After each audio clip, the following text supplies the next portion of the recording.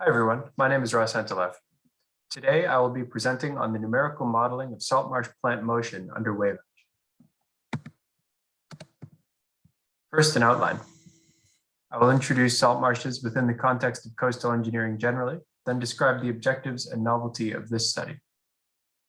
I will describe the validation data we are using from a physical modeling work, then discuss the particular numerical model we are using, namely Reef3D, and how it incorporates plants. Then I will show some preliminary results and talk about the next steps of the study and our expected outcomes. Salt marshes are considered in coastal engineering to be a nature-based solution. They can attenuate incoming waves and protect coastlines from erosion. In the right context, they can accrete, potentially being able to keep pace with sea level rise. The factors affecting this process are shown in the figure from Short et al. They also absorb atmospheric carbon, known as blue carbon sequestration, and provide ecosystem services along with aesthetic beauty and other benefits such as tourism. In this study, we are looking specifically into the movement of the plants that make up salt marshes. This is valuable because the movement of these plants describe the hydrodynamic conditions around them, how vegetation affects the water's movement and vice versa. How an individual plant moves compared to one in a marsh is shown in the figure from Lee and Neff. Furthermore, it is a topic that has received relatively little attention in the literature, making it an especially interesting research subject. This study has two main objectives. The first is to contribute to the development of a design guideline for nature-based solutions in Canada by furthering the understanding of how Canadian saltmarsh species react to the conditions they are in. The second is to facilitate the development of a numerical tool for modeling these systems. There are two aspects of this study that make it novel. The first is the approach to the subject. Modeling individual marsh plants as flexible bodies in waves is unique to this study. Second is the use and validation of a new tool, ideal for this approach. The validation data we are using comes from a physical modeling study published last year by Zhang and Neff. These researchers used live plants and surrogates in a wave flume, their setup shown at the bottom of the slide, and subjected the plants to various wave conditions while measuring drag force, plant movement, and wave velocity. Maximum drag force of the various wave velocities is shown plotted for two of these tested structures. We will be replicating these conditions numerically and comparing their results to our own.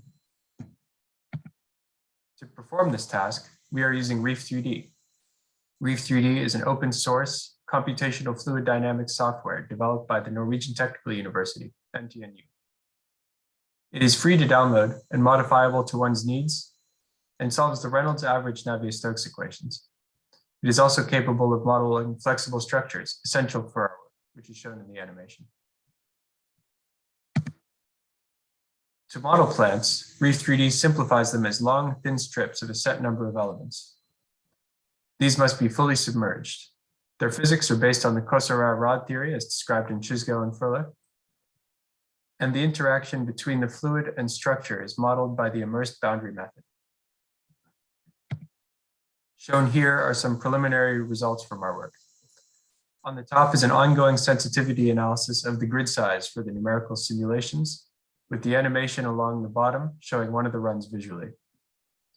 The chart shows the drag force of the plant over the course of a single wave cycle, modeled using a range of grid sizes.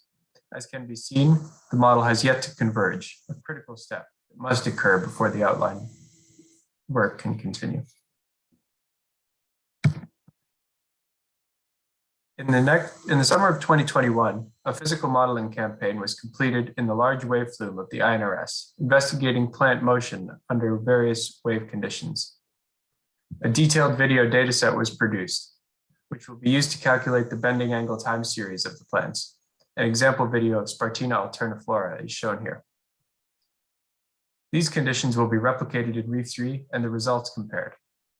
However, there are several expected difficulties with this, such as the computational cost required for such work and incorporating biomechanical properties of the plants. It is expected that this study will result in an innovative approach to the modeling of marsh plants and eventually marshes by using a more piecewise plant-based approach. It is hoped that this will come with an increased understanding of how the hydrodynamics within marshes and thus contribute to a design guideline for nature-based solutions in Canada.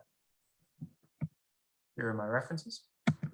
And I would like to thank you for listening and the organizers of MEOPAR for allowing me to share my work. If there are any questions, I'll happily take them down. Next slide.